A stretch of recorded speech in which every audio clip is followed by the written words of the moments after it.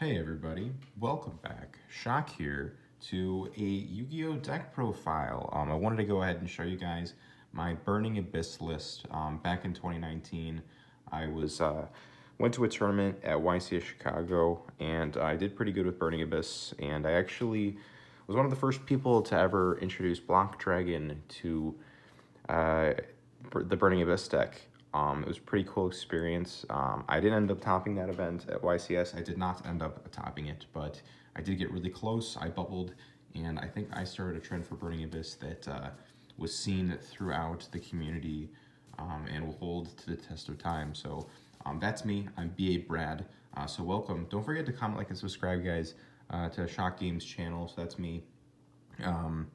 Yeah, I'm just starting up a YouTube channel. I'm having fun doing some Pokemon Nuzlocke streams and videos and stuff like that, but I'm also definitely going to try and upload a little bit of Yu-Gi-Oh! A Dino profile is probably coming along the way, and yeah, this Burning Abyss profile, I was really unmotivated with Burning Abyss for a while, especially with like remote duels and all that stuff, but I think now I finally found a way to play Burning Abyss that I really like, and you know me, I don't play exactly on I don't have all the expensive cards for Yu-Gi-Oh, but I have quite a bit of them. So yeah, I do think that Burning Abyss is still a really good deck. It's probably just as good as Phantom Knights, if not better. And I'm playing a very control heavy version, so we're gonna go ahead and see that in the profile. So let's go ahead and take a look. Let's start with the monsters, and I am going to show you guys a side deck as well. So we will go with monsters first. Then the traps, and then the extra deck and the side deck. So let's get started, shall we? So first off, we're playing 3 Tour Guide. So Tour Guide is insane in this deck. You'll kind of see like how my deck is built, but Tour Guide is really the only normal summon you want to do. Now, it is really weak to things like Ash Blossum and Effect Veiler and Impermanence. Luckily, we don't have to deal with Impermanence and Veiler in this format right now. How the format's pretty much defined itself is Drytron and Virtual World. So we really don't care about those decks a whole lot. I feel like we can grind with both of them pretty well as long as we can stop their initial plays, which is, you'll kind of see in the deck how we prevent that as well. But yeah, Tour Guide is a 1-card combo. It's absolutely insane. And yeah, you can tutor this card out so easily in this deck. You just have so many ways to access it. And some people might think that playing 3 is like bricky, but this card is just absolutely nuts, and we just have to take advantage of it as much as possible to have a decent chance of competing with the meta. So 3 of that, and then 3 of your other normal summon, which is the 3 Graf. So I decided not to play any Fiendish Rhino Warrior. I really like that card, and I've been trying to find a way to fit it into the list, but I think the Graf is definitely the best normal summon besides Tour Guide, since you can play just a bunch of other Burning Abyss monsters to essentially work with your 2-card combo, which is Graf and any BA besides Seer. So you normal summon Graf, special summon any BA from hand, and then you can basically go into Dante, detach Graf, summon Seer off the Graf, link with Dante and the Seer into an IP, and then you can go Seer effect, summon back, Dante effect, add back, and then you can make you can discard for the Dante to make the Beatrice, so you have the IP Beatrice. I know there is a variation where people also do the Predaplant stuff as well, or yeah, the Predaplant stuff with Dragoon, but I think it's too bricky. I think this deck doesn't really need it. So just the 3 Graf, and those are the 2 cards that basically are your play starters. And then we also play the Scarm.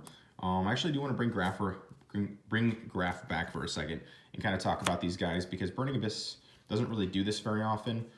Burning Abyss actually is really cool because they we actually, now how the deck functions is we're playing discard traps. So the discard traps are really good in this deck, and essentially with a discard trap and this Burning Abyss lineup, any of these cards in your hand, you're able to completely start your engine.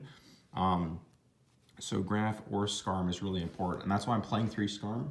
You'll see a lot of people drop Scarm nowadays, but I can't see why. Being able to disrupt your opponent and get an end phase search for a Graf or a Tour Guide is extremely important to be able to pop off against your opponent or do anything like that. So definitely 3 of each of these is the way to go.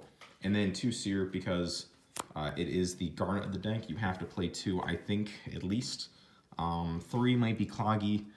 If you're playing like a 60 card build, I think you could probably get away with 3. You definitely should play it actually, but in a 40 card list, I think that the 2 Seer is completely fine. Especially since DD Crow's running around too. Then we play 2 Libic. So I decided to play 2 Libic because I feel like it's the most valuable card in the deck when you're trying to like kill your opponent. So like if you want Libic or whatever during a Cherubini push or something like that, I feel like Libic's really good. And it's really the only name that you want in your deck that like Barbar's good, Cowcab's good, all that stuff, but personally I play Libic over those 2 of them just to make sure that I can kill my opponent. And then we play 2 Farfa as Disruption, and then the 1 Alich. You could play 3 Farfa, but I decided to play 2 and 1 just so that I have a little bit more variation on what I can do. Both of them basically do the same thing, but just in different ways. So that's kind of the reasoning there. But yeah, these are very self-explanatory. They're just disruptions, so you just use them as you will. That's actually 16 Burning Abyss cards, 13 Burning Abyss names, and then 3 tour guide, making the number 16. So pretty good numbers, I think. All right, let's go on to the hand traps. So right now we're playing 3 Ash, 3 Belle, and 3 Crow for hand traps. So the reason why I did this lineup, I really like Ash versus Drytron and Virtual World. I think it's really good. Ghost Belle is also pretty good against both those decks. And I really like Crow now because of how the rulings work, where when a card has to resolve, it has to be in the same place that it activated in order to resolve. So I think Crow really disrupts a lot of decks like that. I know that Ben 10, it's kind of sketchy if it works on Ben 10 or not with the Crow. So like they'll try and tribute the Ben 10 and then you can Crow the Ben 10. You know, it just depends on what the head judge says. If the head judge says DD Crows works there, then heck yeah, but if it doesn't, then Crow is still decent. I mean, it still hits the Drytrons in the grave, and it still hits the Virtual World spell card in the grave. It still hits the Synchro in the grave. It does all those things, so at least they can't follow up on you and all that stuff. But yeah, these are pretty much self-explanatory, and this is the reason why we can play the deck how we can with like a really control aspect to it. So we have the 9 hand traps to kind of like slow our opponent down essentially. And then actually I don't play any spells on the list whatsoever. I just played just more traps. So let's go ahead and take a look at them. And this is kind of what I was talking about earlier, what's really convenient about this list. So we play the 3 trap trick, we'll put them right there. We play the 3 Fiend Griefing. And then we also play 3 Dinomiscus. So the reasoning for this essentially is you have 3 trap trick to get you into your Fiend Griefing or your Dinomiscus. And when you do your 2-card combo or your tour guide combo, if you end on, if you have access to Paleozoic Dinomiscus, usually what you end up doing without Dinomiscus is using Beatrice, detaching Dante, sending Farfa, disrupting your opponent's normal summon most likely. Dante is going to add back Seer, and then you go IP link into Unicorn with Beatrice, and then you discard Seer to bring back that Dante, so you end on Unicorn Dante, which is like a really common theme I'm going to be talking about. But actually with Paleozoic Dinomiscus, you don't have to use the Unicorn discard, and you don't have to use the IP effect to do that. You can actually just immediately after you use the Beatrice, get the Seer back to hand, do Paleozoic Dinomiscus, discard a card, and banish a card on the field. And why that's so good is then that discards your Seer for you during your opponent's turn and summons out Dante to the field, and you're left with Beatrice, Dante, and IP, and you're left with a lot more options at that point. I really like to go into Apollusa at that point. I think that Apollusa is probably the best play. So yeah, and the variations go on and on and on. And then the fact that we can play Trap Trick, which makes it a 4th, 5th, and 6th copy of Fiend Griefing. I really wanted to play Desires in this deck, but if you think about it, Fiend Griefing is basically Desires, and since, I mean, Desires in the way where it's a +2, so, or, you know, it does 2 things, basically. So, it, you know, it's essentially DD Crow, and then it also, you know, Foolish Burial is a card for you, which, why would you play Foolish Burial when you can just play a trap card that does that for you, that also hits a lot of the relevant meta decks? So Fiend Griefing is absolutely nuts, and the fact that we can rota it out is crazy. But what's really nice is that Trap Trick, usually if you drew Fiend Griefing and Trap, if you drew, you know, draw for Fiend Griefing and Trap Trick, you can get the Paleozoic Dinomiscus and vice versa. You know, you can, it's just nice to have a rota trap in the deck. And we play 3 of it because you want to see it, because you want to see Paleozoic Dinomiscus and Fiend Griefing. So that's essentially the idea behind these cards, and it just makes the deck really consistent. And even when you have that low monster count, it really doesn't matter because you have the Fiend Griefings and you have the Trap Trick. So, and it worst comes to worst, Fiend Griefing is still just a rota. So if you're playing it against a deck that doesn't really use graveyard cards, you can still Foolish Burial with it by getting a hand trap or something. And then we just play a Solemn Brigade, and I think this is really important to kind of touch on. Obviously, Solemn Brigade is very self-explanatory, but since we play 12 other trap cards in the deck besides Judgement, I think it's really important to have Judgement to be able to protect yourself against back row hate, which this deck is pretty susceptible to. But then games, I would say in later games after that, you'd probably use your side deck to side some of those hand traps, those trap cards out for other cards, so you will be able to avoid that in certain situations. But yeah, Judgement and Strike are really, really good. You really want to be able to use them to just essentially stop your opponent's normal summon. Strike's really nice for stopping hand traps, and then Judgment's really nice for, again, stopping back row removal, but mostly normal summons, which is mainly what I like Judgement for. But yeah, they're both incredibly good cards. So that's actually it. That's a list of 40 for the BA list. Let's get into the extra deck really quick. Now, and of course, BA Brad fashion, I do not have all the extra deck cards that I would want to play in this list. However, I have found ways to kind of essentially adjust to my play with what I have. So the 1 Beatrice and the 2 Dante, this is definitely what you want to be playing. I don't think you need the 3rd Dante. Instead of the 3rd Dante, I just play the 1 Borrelsword. Now, you can definitely just play a 3rd Dante if you want. I think Borrelsword's cool because it plays around Goes and Match. I know a lot of people don't play Goes and Match, but I really like the ability to have that out in the main deck to it. So Goes and Match is pretty cool. Goes and Match is pretty scary, and you know, Phantom Knight Borrelsword takes care of that, but you know, it takes care of a lot of other cards too. So just one of those good control removal cards. And then the Pilgrim. Pilgrim's obviously really good. I feel like since you have enough extra deck space, it's fine to play, and it pays off a lot if you're able to summon it off Beatrice. So that is it for those cards. And getting into the links, this deck is a very link-heavy deck. So getting into the links, one of the ones that I'm not going to take credit for because I did not come up with this, but Gravity Controller is such a cool card in this deck. So if you start like playing this deck on Dueling Book or whatever, you'll notice that one of the annoying hands is drawing Seer with anything else.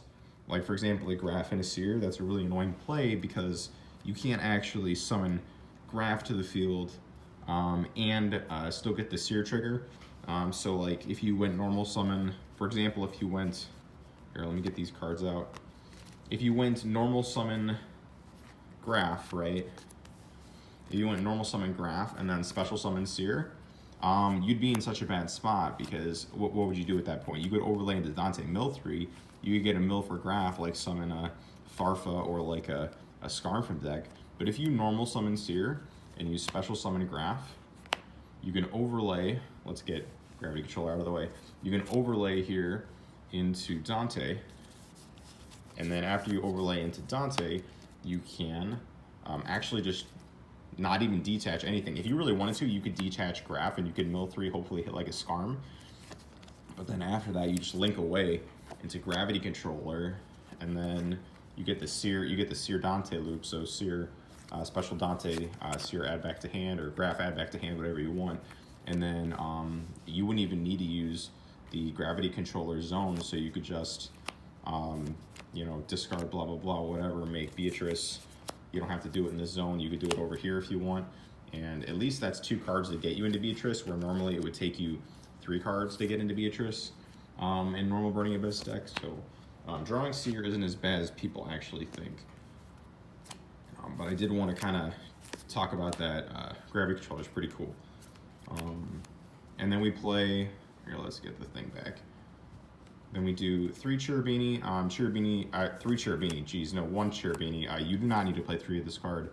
I think 1 is fine. I was playing 2 before, but it just takes up too much space. You don't really need it. IP is really good, obviously, along with your Nightmare package, right? I think any Burning Abyss deck should be playing a pretty large Nightmare package, especially with IP. I think it's really good. And then Trisbania. So Trisbania you can actually trigger during your opponent's turn if you play it right. So that is a really nice card to be able to banish all your opponent's back row. Apollusa, I feel like you can go into Apollusa sometimes. It depends on the situation, but Apollusa is nice. It's a nice second form of disruption after you summon the Beatrice. 1 Topologic Bomber Dragon. This card's actually really cool. So the situation that I described before, where you end on Unicorn, the standard combo, you end on Unicorn and Dante, you can link into either Topologic Bomber Dragon or Apollusa, and you're able to take a lot of, be in a really good state at that point. The only issue is like, you optimally want to go into Access Code Talker, like if I'm being perfectly honest. However, even though Access Code Talker is pretty good, I think that Topologic Bomber and Apollusa are still definitely fine. So you can definitely play these cards over that. And then, since we don't have Access Code Talker, we are playing the Borrelsword Dragon. And Borrelsword Dragon's also really good. I think that you essentially can do the same combo, like the same OTK, but it's a little bit more fragile. But it is kind of nice as well, because it's maybe even the better play anyways, where instead of doing Dante add back Seer and then Unicorn discarding the, instead of like Unicorn discarding the Seer from hand, you can just add back Graf. And then when you add back Graf, one sec guys, when you add back Graf, you can discard it off of a Cerberus that you summon. You can either summon Cerberus or Phoenix, which are essentially going to do the same thing. If you really need to, you can do Unicorn, but in this example, you would go like Cerberus, summon Cerberus, discard the Unicorn, discard the Graf, and then Graf is going to summon Scarm, which is going to die, and then you can add either Tour Guide or another Graf to your hand in the end phase. And then if you added the Tour, so the Graf is going to be the more conservative play, obviously, because it can get you access to Seer again, or you can get your Tour Guide, and you can go for, since you have a Link 2 on the field, you can very easily make Borrelsword and go for game at that point. So yeah, it's either way. I think it's a really good follow-up play, and I feel like a lot of times you're able to get into a situation where you can probably end the game.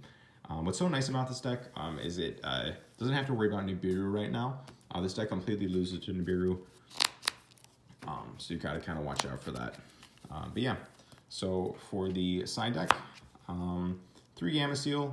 I think you should play this pretty much in any situation where Dragoon is around. Dragoon's a very powerful card, and this deck doesn't have a really easy time of dealing with it. So I think that Gamaceil really helps out for that situation. Next up, we are playing, and I have different sleeves for these cards, but whatever. 3 Lancea, and 3 Droll and Lockbird. These are just the Floodgate hand traps that I think you should play for the Drytron and the, what do you call it, the Virtual World matchup. I think you need to play them. This is a control deck after all. If you stop their play initially and then you can continue to stop them, then they just can't play the game. So I think that playing all these cards is helpful with the meta today for sure. Red Eyes Dragoon's annoying, and you know, you want to be able to play the game for sure. So gotta play hand traps. And then we play for back row removal, 3 Twin Twister. I love this card in Burning Abyss. Just another discard trap, but it's a spell instead, so pretty good. And then right now I'm playing 3 Heavy Stormduster, and the reason why I'm doing this is because the deck I feel is pretty grindy, and this card's searchable. So Heavy Stormduster able to clear 2 back row, and you can search it right off Trap Trick. So pretty cool, pretty cool. I do like this card over Red Reboot. We're not trying to OTK in this deck that much. And Pankratops really conflicts with this deck. I will say that until the day I die. I really do not like that card in this deck at all. But yeah, so that's pretty much it for the profile. I guess I can very quickly go over the 1 card combo with Tour Guide. If for those of you that don't know it, but I feel like 99% of us should know this. It's a pretty standard combo. So I can just go ahead and do it real quick. So you normal summon Tour Guide, and then you get the effect to summon Graf from your deck. You overlay those guys into Dante, and then you detach Graf. Depending on what you want to do, you can mill 3 or you can mill 1. I definitely wouldn't mill 2, that doesn't make any sense. So you'd either mill 3 or 1 at that point. And since you have, so like the big problem with this deck in the past was milling Seer when it was at 1, because then you wouldn't be able to actually do the combo. But since we have 2 Seer in deck, like milling 3 is fine now. But milling 1 is also fine in case you want to like be able to grind. We don't have a whole lot of cards we want to have in the graveyard, so you know, I usually do 3 for go big or go home to get the Scarm. So then Graf effect, summon the Seer, and then you link these guys into, of course, IP. And then after IP, you get the trigger of Dante and Seer, and then we are going to add back Graf, because that's technically the correct play, and then summon the Dante. And then you add back the Graf, you can discard the Graf, put the Dante wherever you want. You don't have to put it in the link zone because Master Rule shenanigans. And then go ahead and get yourself that Beatrice, which I'm trying to find. It's right here. Bam. So that's the standard combo. And a lot of times you want to add that Graf just in case you have an extra Burning Abyss in hand. You can discard an extra Burning Abyss and keep the Graf, which is by far the best Burning Abyss to have. And as you can see, if you end on something like the Dinomiscus, you do not have to trigger the unicorn play. You can do Dinomiscus before, and then when you do Dinomiscus before, you can get into something like Apollusa, which is pretty cool. So yeah, that's it for the deck. Hopefully you guys enjoyed. Don't forget to comment, like, and subscribe. I'll be coming out with some more videos, maybe like a Dino video, maybe some Goat videos for my Yu-Gi-Oh decks. So take care. Thanks so much for watching, guys, and I will see you next time. Bye-bye.